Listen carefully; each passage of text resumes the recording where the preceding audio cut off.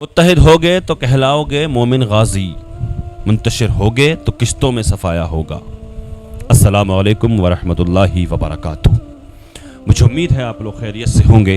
अल्लाह की बारगाह में दुआ है अल्लाह तबारक व तआला आपको और भी खुश रखे, दीन और दुनिया की दौलत से माला माल फरमाए, आमीन या रब्बल आलमीन। आप ही जानते हैं कि वक्फ बिल को लेकर के माशाअल्लाह आपके इत्तिहाद ने, आपकी यूनिटी ने, आपकी कोशिशों ने वो कामयाबी हासिल की है जिसका अंदाज़ा भी नहीं लगाया जा सकता। और पहली मर्तबा 10 सालों में पहली मर्तबा ऐसा हुआ है जो बिल पार्लियामेंट से वापस हुआ है, क्योंकि जो भी बिल लेकर आए ये सारे पास ही कर दिए इन्होंने। सारे जो भी बिल आया, जो भी बिल लेकर के आए ये सारे पास कर दिए गए। पहली मर्तबा ऐसा हुआ है जो बिल पार्लियामेंट से वापस हुआ है।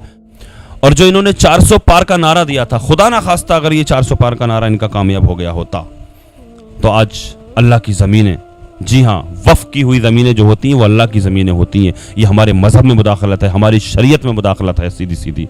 वक्फ़ की ज़मीनें अल्लाह की ज़मीनें, जिसने वक्फ़ कर दी अल्लाह की राह में ज़मीन दीन के कामों के लिए, फलाही कामों के लिए, जो ज़मीन जिसने वक्फ़ कर दी तो वह ज़मीनें अल्लाह की होती हैं।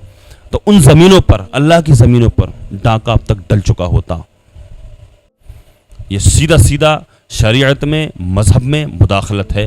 और एक चीज़ मैं आपको और बताता चलूँ, दानिशवरान बहुत से लोगों का कहना इसमें यह भी है कि ये जो वक्फ बिल को लाने का इनका मकसद है, इनका एक मकसद ये भी है, जो अडानी का घर जो बना है वो वक्फ की ज़मीन पर बना हुआ है। जी हाँ, वक्फ की ज़मीन पर बना हुआ है। इनका मकसद, वक्फ बिल लाने का एक मकसद इनका ये भी है, उसको ये बचाना चाहते हैं। और मैं आपको एक वीडियो दिखाने के लिए जा रहा हूँ। अबू आसिम आज़मी साहब समाजवादी के नेता हैं, मुसलमानों के हक़ की आवाज़ उठाते हैं और बेबाक बोलते हैं, ज़बरदस्त बोलते हैं, बहुत ज़बरदस्त अच्छा बोलते हैं। मैंने इस वीडियो को देखा, मैंने सोचा अपने चैनल के ज़रिए इस वीडियो को, इस पैगाम को आगे बढ़ाया जाए। आप लोगों से गुजारिश है आप इस वीडियो को पूरा देखें, मुकम्मल देखें इस वीडियो को आखिर तक। मुझे उम्मीद है आप आखिर तक देखेंगे इस वीडियो, क्योंकि बात ही कुछ ऐसी इस वीडियो के अंदर। एक एक बात में वजन है। क्या बेबाक बोले हैं ये वक्फ बोर्ड को लेकर के, किस अंदाज में इन्होंने बयान दिया है, क्या बोले हैं, एक एक बात में इनकी वजन है और सुनने काबिल है इनकी एक एक बात, और अमल करने लायक है इनकी एक एक बात।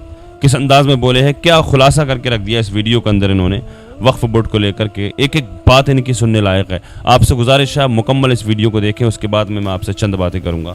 छोड़ करके ना जाएं, इस वीडियो को मुकम्मल देखें।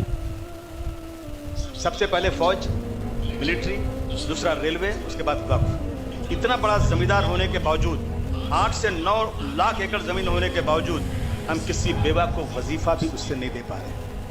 अब बेहतर मैनेजमेंट के नाम पर बीजेपी इसमें डाका डालने की कोशिश कर रही है। बेहतर मैनेजमेंट और मुसलमानों के लिए और बीजेपी, ये तो कोई सोच ही नहीं सकता है। बीजेपी का दखल आना मतलब मुसलमानों के लिए कोई तकलीफ शुदा बात होने ये पक्की बात है। रेलवे बिक गया, एयर इंडिया बिक गया, एयरपोर्ट बिक गया, सी पोर्ट बिक गया, क्या बचा है?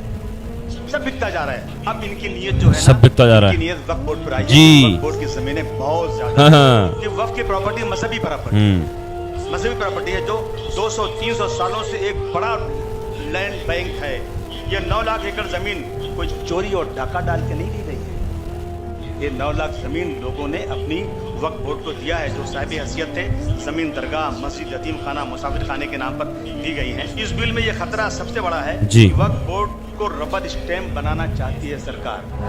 36 कलेक्टर का पावर जिस बोर्ड का है उसको एक कलेक्टर को दे दिया गया।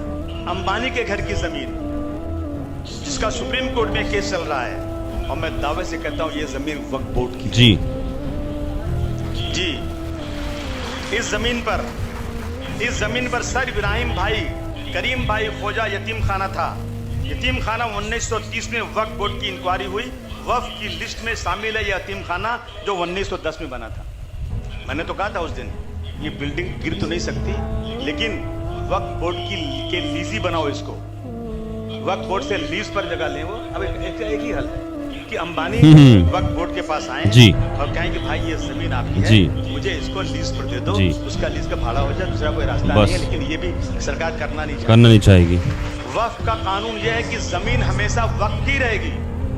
कल किसी मस्जिद, दरगाह को कलेक्टर, किसी का घर, मौलाना साहब ने कहा किसी का घर कह देंगे ना तो कलेक्टर साहब की बात ही मानी जाएगी।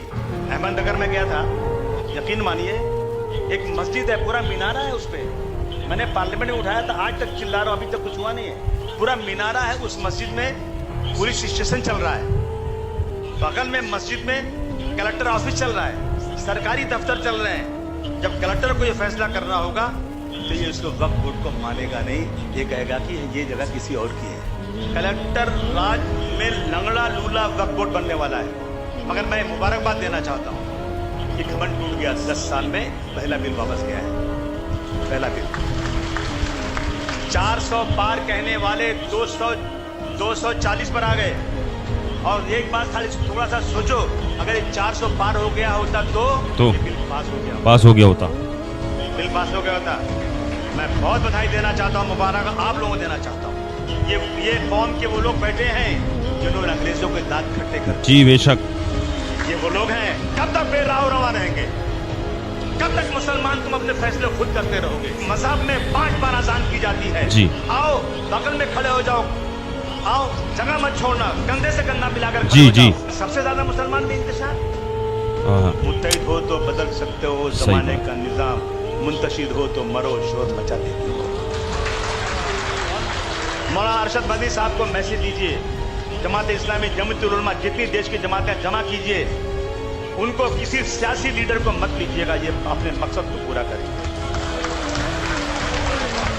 सिर्फ उनको लीजिए जो रियल में मुल्क और कौम के लिए जीना और मरना चाहते हैं। उलमाओं ने जब आजादी की लड़ाई लड़ी थी तो क्या अपने फायदे के लिए लड़ी? जब दिल्ली से लेकर अमृतसर के दोनों सड़कों पर जितने दरख्त थे इनको शहीद करके इनकी लाशों को लटका दिया गया था, तो क्या अपने फायदे के लिए किया था? आगे आइए, कौम को बचाइए। और इंशाअल्लाह ये जमीन अल्लाह की है, अल्लाह की ही रहेगी इंशाअल्लाह। इंशाअल्लाह किस अंदाज में उन्होंने बयान दिया, वफ़ की ज़मीनें अल्लाह की ज़मीनें होती हैं। सीधा सीधा हमारी ज़मीनों में, हमारी मज़हब में, हमारी शरीयत में मुदाखलत है, अल्लाह की ज़मीनों पर इनकी नज़र है। और मैं आपको बताऊं, अभी फाइनल डिसीज़न नहीं आया है, लेकिन दुआ करें आप इसी तरह से मुत्तहिद रहे अगर आप, तो इंशाअल्लाह आपका इत्तेहाद रंग लाएगा। तमाम फ़िरका परस्ती से बालातर होकर के अपने हुकूक की लड़ाइयाँ इसी अंदाज में लड़ें। मुत्तहिद होगे तो कहलाओगे मोमिन गाजी, मुंतशिर होगे तो किश्तों में सफाया होगा। अल्लाह की बारगाह में दुआ है, अल्लाह तबारक व तआला हमारे मुल्क में अमन और सुकून अता फरमाए। अल्लाह पाक दुनिया के तमाम मुसलमानों की इज़्ज़त व आबरू की, जान और माल की, उलमा की, अल्लाह पाक वक्फ़ की ज़मीनों की अल्लाह पाक हिफाजत फरमाए। दुनिया में जहाँ कहीं परेशान मुसलमान हैं, सबकी परेशानियों को दूर फरमाए। जो बेकसूर मुसलमान जेलों में कैद हैं, अल्लाह तबारक व तआला उनको रिहाई अता फरमाए। जो बेजा मुकदमाबाजियों में फंसे हुए हैं, अल्लाह पाक उनको उससे छुटकारा नसीब फरमाए। खुसूसियत के साथ मुफ्ती सलमान अज़हरी साहब को अल्लाह पाक बाइज़्ज़त रिहाई अता फरमाए। मौलाना कमर गनी उस्मानी साहब को अल्लाह पाक रिहाई अता फरमाए। जो बेरोज़गार हैं, अल्लाह पाक उनको जायज़ रोज़गार अता फरमाए। जो बीमार हैं, उनको शिफा अता फरमाए। खुसूसियत के साथ अभी जो लोग इस वीडियो को देख रहे हैं, हम सब में से कोई भी अगर बीमार है, कोई भी अगर किसी भी मर्ज़ में मुब्तला है, हम सब के अज़ीज़ व क़रीब मुहिब्बीन मुतअल्लिक़ीन अहबाब सबको जुमला अमराज़ से शिफा याबी अता फरमाए। आका के सदक़े में मेरी दुआओं को अल्लाह पाक अपनी बारगाह में कबूल फरमाए। आमीन या रब्बल आलमीन। अस्सलामु अलैकुम व रहमतुल्लाहि व बरकातुहू।